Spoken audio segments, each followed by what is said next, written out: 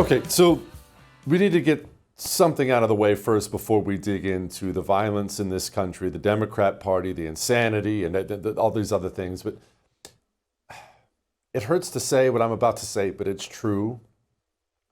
We need a Democrat Party, meaning we need a reformed Democrat Party.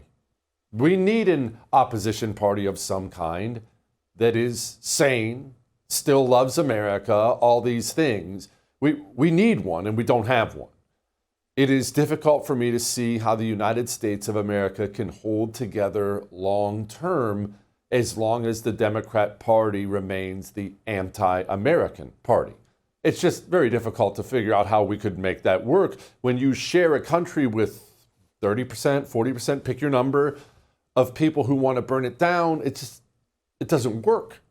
I've used the analogy so many times before on the show, but if my wife wants to burn the house down and I don't want the house to burn down, I'm probably fighting a losing battle. I may stop her once, stop her twice. Eventually, I got to go to work or use the bathroom, and she's in the kitchen lighting the matches. This is very difficult. We have to have a reformed, sane Democrat Party. We have to have it. And it's not on the horizon right now. Democrats are facing a voter registration crisis. Even the New York Times is talking about it. They are at crisis levels as a party. Completely unpopular. And what that shows, when you're losing the voter registration war like that, what it shows is you've lost normal people, normies. Not you, not me. We're always in on this. But normal people think Democrats are weird, icky, mean, and they're leaving. They're leaving in droves. The party's broke, completely broke. $15 million cash on hand. The RNC has $80 million cash on hand. They are so unpopular, they're considering convening a convention years early to try to get things sorted out, try to get things fixed. And I don't think that will help them. I mean, they just had a little mini meeting at the DNC.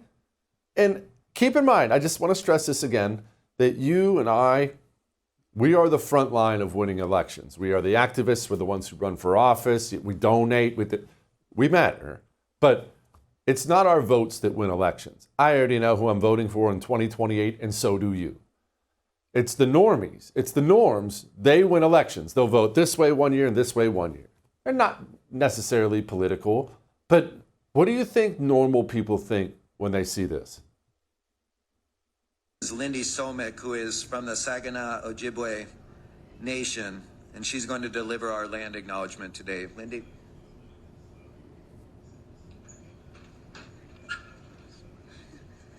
Bonjour, Lindy Somek, Nindichnikaz, Amek Dodam, Saginaw Chippewa Dojaba, and Anishinaabe and Dow.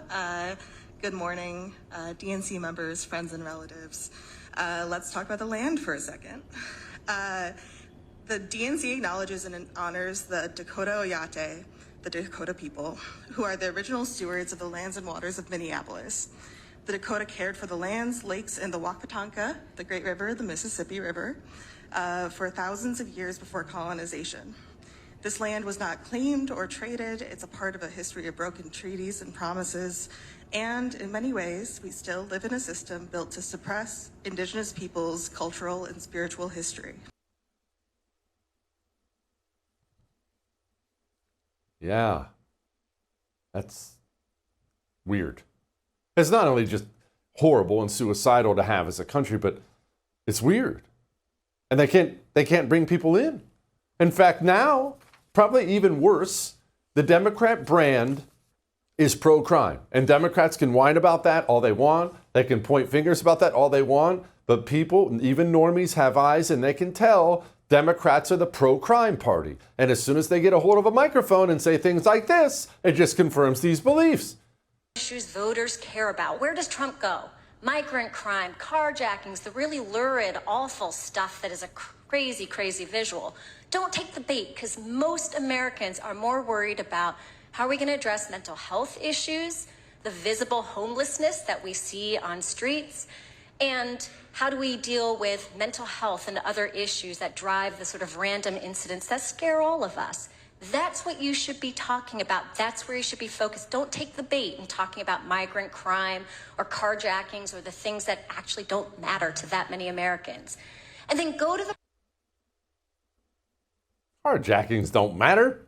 Forget about that. Yeah, that's great. So that brings me to, look, obviously we're not going to talk about that terrible shooting yesterday. It was awful. It's terrible. I don't want to bring you down, but I did want to point something out on what's happening and why the Democrat Party, as of right now, I do not believe can be fixed. And in fact, I believe things are going to get more violent and more dangerous.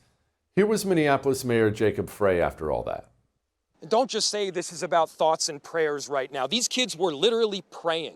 I think the impetus has to be on all of us as leaders to do a whole lot more, to recognize that we've got more guns in this country than we have people. I have heard about a whole lot of hate that's being directed at our trans community. Anybody who is using this as an opportunity to villainize our trans community or any other community out there has lost their sense of common humanity. Why do they talk like that now? Why? Why did I tell you things like this were coming? And by the way, more things like this are coming. This was me. Remember this back on July 9th? Right now, there is an escalation that I have not seen in my lifetime. The rhetoric will and is increasing, and therefore the violence will and is increasing. This is now going to increase from here. Organized, planned street violence. And the animals who commit this kind of violence are going to move on from hard targets like Bortak, and they're going to come to your church. They're going to come to your child's school. They're going to find soft targets where they can hurt the people they want to hurt. They're not going to accept failure forever. This is not to get you to hide or even be afraid or stay in your home. This is to let you know to keep your eyes open, carry if you can, and be ready to protect yourself, because organized street communism in this country is going to increase from here. Why did I know that? Well, I want you to listen to something else. One more thing here, and then we'll have a little talk. Gavin Newsom. Gavin Newsom's running for president. Obviously, this is not a breaking news. Everyone can tell Gavin Newsom's running for president. And so he's bouncing around doing every interview, every speech he possibly can. I mean, we got all that. That's stuff we already know. But why does he get on stage and say things like this? Wake up. You will lose your country. Again, it's not about Democrats. It's about all of us. So you're absolutely convinced he's... I'm absolutely convinced. 2028. You've seen it. He's tried to steal the last election. He's trying to rig it in plain sight. He's running again in 2028. Gavin Newsom has repeated this over and over and over again. Donald Trump's not leaving. He's running again in 2028. He's not leaving. I'm getting Trump hats. Ah! Well, why? What's going on there? So let me explain the disaster that is the Democrat Party and why they're in so much trouble. Democrats are communists. Sorry, they are. Just is the way it is. I don't care if that's offensive to you. They're communists. Communists are herd animals. They move as one. Whatever direction they're going to, they move as one. And because the Democrat in your life is a herd animal, they will say what they're told, do what they're told, think what they're told. They're a herd animal. They can be moved in any direction. So if it's beneficial to these elite communists to give them a symbol to worship, George Floyd, Dr. Fauci, they can do that. This is a hero. This is a hero. Memorial time. Look at this hero. And immediately your drone liberal Aunt Peggy, George Floyd, like the robot she is. Then she'll drop him one day and next it's Ukraine. You understand how it works. But it works the exact same way when they create symbols to hate. They take their herd and they find symbols and hold them up in front of the herd and say, this is the source of all your problems. This is why this is bad. And that has been Donald Trump for 10 years. We are at a decade of elite communists in this country telling street communists that Donald Trump is a Nazi, he works for Vladimir Putin, he's going to run again, he's a dictator, he's never going to leave the White House, he said that over and over and over again. Now, this rhetoric, I'm sure, just brushes right off of you, but for the legions of mentally ill communist street scum in this country, they hear things like that and they believe it. And did you know poll after poll after poll shows Democrats are unhappy with the Democrat Party? You may be nodding your head and saying, well, yeah, I would hope so. The Democrat Party is insane. But wait, the devil's in the details. They're not mad with the Democrat Party because the Democrat Party is insane. The leading reason Democrats are unhappy with their politicians is they don't fight Trump hard enough. Again, they've made him the Antichrist.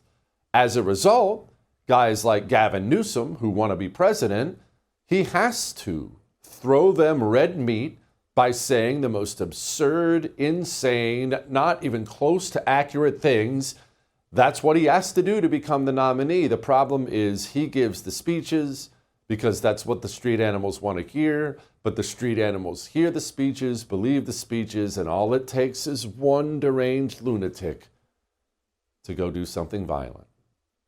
We are going to see more and more violence from the left in this country because the rhetoric will increase. Mental instability, demonic possession, all these things are increasing.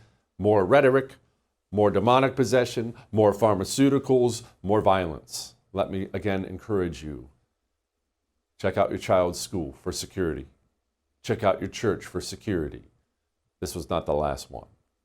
All that may have made you uncomfortable, but I am right. I would thank you for coming to my YouTube channel, but I know how brilliant it is, and I know you love it here. So subscribe and watch. We're going to start really ramping things up and putting some funny stuff, some interesting stuff out there, some collaborations. Either way, my YouTube channel is officially the place to be. So stick around.